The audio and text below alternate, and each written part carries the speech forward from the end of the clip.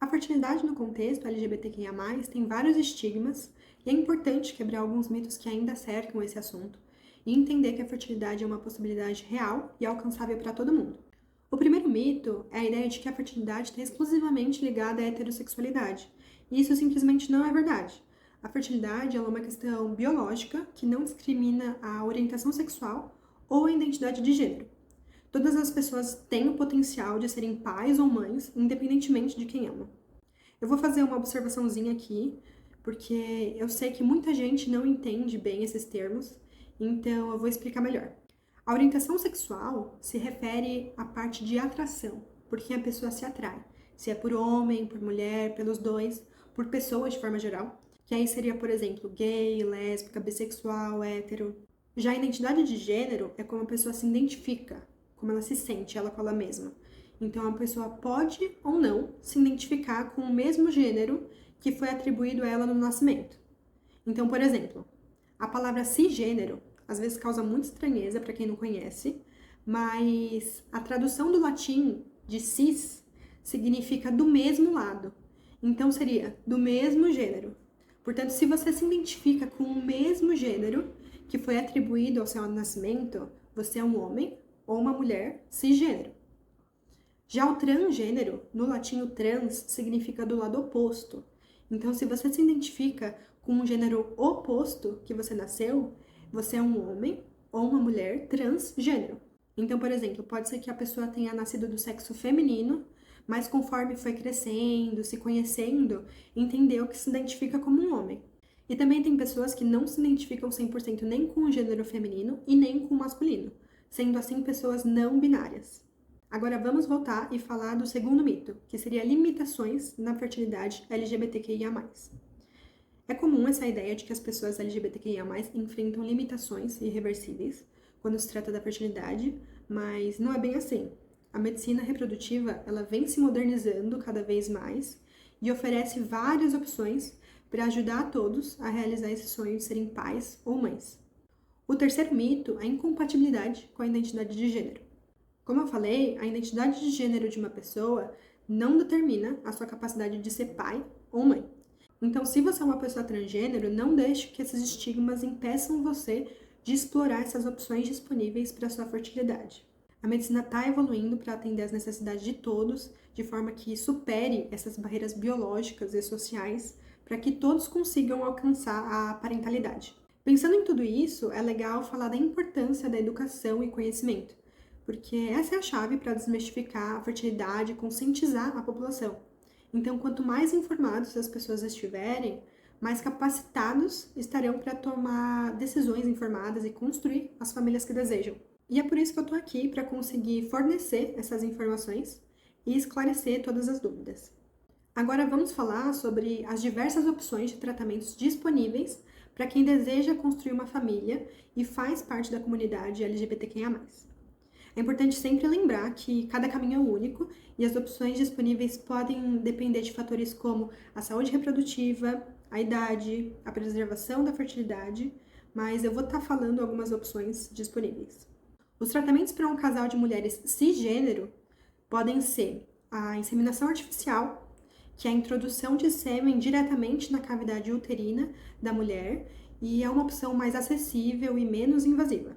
Nesse caso, apenas uma mulher do casal que vai passar por todo esse procedimento. E também tem a fertilização in vitro, a FIV, que é realizada a estimulação dos ovários para obter vários óvulos, e esses óvulos são fertilizados em laboratório e os embriões resultantes são transferidos para o útero da paciente. Nesse procedimento, é possível que seja apenas uma mulher passando por todo o procedimento, então os óvulos e a responsável pela gestação será a mesma pessoa, ou pode utilizar o método roupa, que seria a recepção de óvulo da parceira. Então, esse tratamento possibilita que as duas mulheres tenham contribuição no tratamento.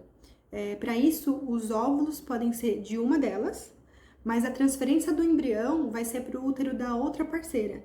Então, as duas acabam participando. O sêmen utilizado em qualquer um desses procedimentos deve ser de um doador anônimo, ou pode ser também de um parente de até 4º grau de alguma dessas mulheres, de forma que não ocorra a consanguinidade. Então, se o óvulo utilizado for da parceira A, o parente que vai doar o sêmen deve ser da parceira B. Já os tratamentos para os homens cisgêneros, eles estão sempre atrelados à utilização de uma barriga solidária, que é conhecida popularmente como barriga de aluguel, mas esse termo ele é meio errado porque não envolve nenhum tipo de remuneração. Ok, então essa mulher que vai doar o útero de forma temporária, ela deve pertencer à família de um dos parceiros, sendo parente de até quarto grau. Tendo definido quem irá ajudar nessa parte da gestação, o único caminho a ser seguido é o da FIV, em que os óvulos são fertilizados com o sêmen de um dos membros do casal e os embriões resultantes são transferidos para o útero da mulher que concordou em levar essa gestação. Os óvulos, eles devem ser de uma doadora anônima ou de uma outra parente de até quarto grau, de forma que também não haja a consanguinidade.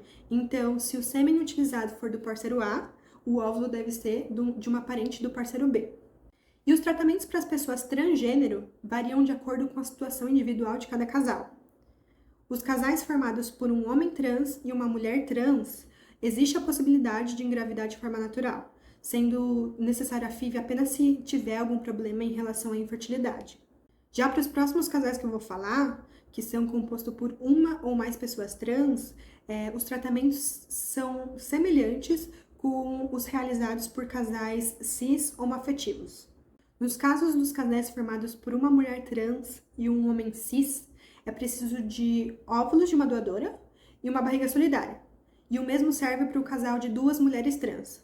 Já para casais formados por dois homens trans, ou um homem trans e uma mulher cis, a FIV é possível de forma semelhante com as de casais homoafetivo feminino cis.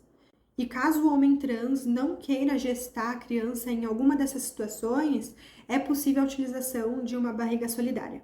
Além disso, para as pessoas trans que desejam iniciar o tratamento hormonal, como isso pode estar afetando a fertilidade, é importante levar em consideração o congelamento de gametas, para que haja preservação do óvulo ou do espermatozoide e então a pessoa consiga realizar no futuro alguma dessas técnicas de reprodução assistida. Independentemente do caminho que você vai escolher, é importante sempre buscar orientação médica especializada nisso para entender as opções disponíveis. A jornada da fertilidade, além de ter toda essa parte de tratamento e cronograma, pode ser emocionalmente exaustiva e desafiadora. Então é por isso que é sempre importante construir uma rede de apoio sólida e encontrar o acolhimento necessário ao longo de todo esse processo, seja com amigos, familiares, profissionais ou a própria comunidade LGBTQIA+. A saúde mental é um tópico super importante que muitas vezes é subestimado, mas é essencial ter esse cuidado para conseguir enfrentar todo esse processo de forma a manter um equilíbrio e um bem-estar. E esse cuidado é tão importante quanto o cuidado com a saúde física. Então, sempre busque pelo apoio de um terapeuta, realize práticas como a meditação, yoga ou outra atividade que provoque esse autocuidado. Espero que você tenha encontrado nesse conteúdo informações valiosas sobre a fertilidade no mundo LGBTQIA+, para poder ajudar em sua jornada ou na de alguém que você conheça que queira passar por isso. Então, já compartilha esse vídeo, salva para não esquecer quais são as opções disponíveis que você pode estar escolhendo. E caso tenha qualquer dúvida, fique à vontade para fazer um comentário ou pode me chamar por mensagem que eu vou estar respondendo todas.